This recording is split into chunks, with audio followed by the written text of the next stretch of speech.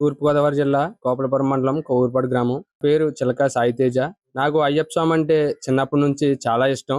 అదే విధంగా ఆ భక్తితోటి 5 సార్లు మాలధారణ చేయడం కూడా జరిగింది. శబరిమల ఆలయం ఏ రూపాన ఉందో అలా శబరిమల ఆలయం కూడా రూపొందించడం జరిగింది మా ఇంటి వద్దే. అలాగే 1800 కిలోమీటర్ల శబరిమల పాదయాత్ర కూడా చేశాను.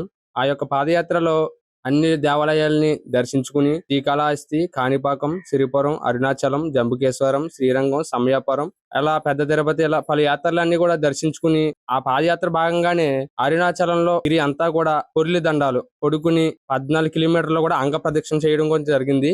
ఆ యొక్క అంగ ప్రదక్షిణలోనే ఆ శివయ్య అనుగ్రహం నాకు కనపడింది. ఇలా మహాశివరాత్రి సందర్భంగా ఒక శివలింగాన్ని రూపొందించి పట్టిసీమలో ఉన్నటువంటి వీరభద్ర స్వామి ఆలయానికి ఇవ్వాలి, నిత్యం పూజలు నిర్వహించేలా చెయ్యాలి. దానికంటూ మనం ఏ రకంగా రూపొందిస్తే బాగుంటది శివలింగాన్ని అని ఆలోచించగా ఒక రోజు కలలో ఇలా నాణేలతో రూపాయలు, 2 రూపాయలు ఇలా నాణేలతో శివలింగం చేసినట్టుగా నాకు కల వచ్చింది.